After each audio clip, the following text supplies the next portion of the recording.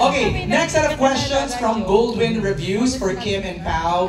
If there's something na kaya nyong mag-disappear ngayon or bukas, ano yung something na yun at bakit? So it's something that you want to disappear like tomorrow. Ano yung, is it a material thing? Or anything, no? Anything. Something na gusto ko mag-disappear? 28 na. Bukas? 28. Siyempre lahat ng sadness, lahat ng pain, gusto ko maalis na yun para happy na lang. Pero hindi ka naman magiging tao kung hindi ka nakakaramdam ng pain. So wala na lang. Pao? Dami naman kinakasal, maghihiwalay. Sa akin talaga in general, siguro yung mga pain na nararamdaman ng mga tao. Maghihirap na yun. Sana, kung pwede lang mawala at pwedeng tanggalin. But ika nga sabi ni Kim, kailangan natin pagdaanan yan because it's part of being human. Yes, tsaka growth. Correct. Uy, maganda yung question, can you scroll it down?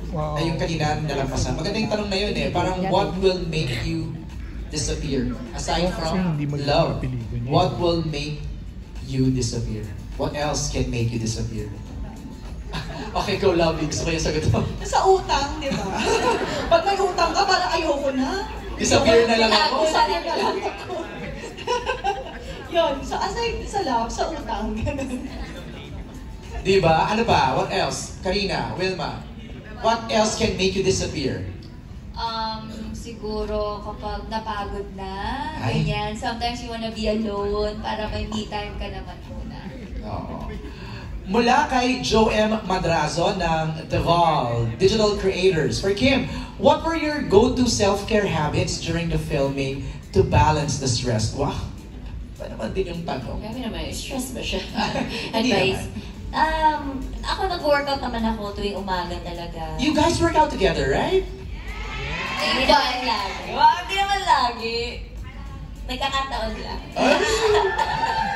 Pero tandem ng shoes, tandem ng... Saan tandem ng shoes? Pareho ng Hindi bike. naman. Diba? Hindi naman. Pero nag-workout ako para makakapag-distress. Tama. Tsaka, endorphins na rin yun. Correct. Parang usa ka sa brain di ba? Para mas functioning. Pao, ikaw, how do you, balance stress or fight stress? It's the same thing. Parang workout rin. Parang the first thing I do in the morning is workout. Tsaka lagi kang sinestress na lately ko lang natutunan. Okay palang balansehin yung work tsaka yung pahinga. Ayan. Kailangan hinahanapan talaga ng tamang balance para makaiwas sa stress. Agree. What advice would you give, Pao, to people going through heartbreak?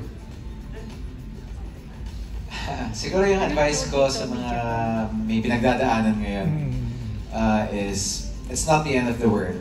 Parang minsan iniisip natin katapusan na ng lahat, pero habang pinagpapatuloy natin yung buhay natin, mas nagkakaroon tayo ng mas nakakahanap tayo ng mas mabubuting at mas magagandang mga bagay na dumarating sa buhay natin. So, it's not the end of the world. And there's always something to look forward to. Saka just go through it, no? Parang kung heartbreak, sige, sulking sadness, di ba? Tapos after nun, laban lang. Ika ka ni Wilma. Ito maganda, from John Bueno of kumagkao.com for Kim. Kim, you and Pao are very experienced now when it comes to love. What do you think is the reason why people should not give up on it and still have a relationship? Grabe naman yung sobrang experience na parang ilang naman jowa ako, dalawa lang sila. Uy, walang comparison.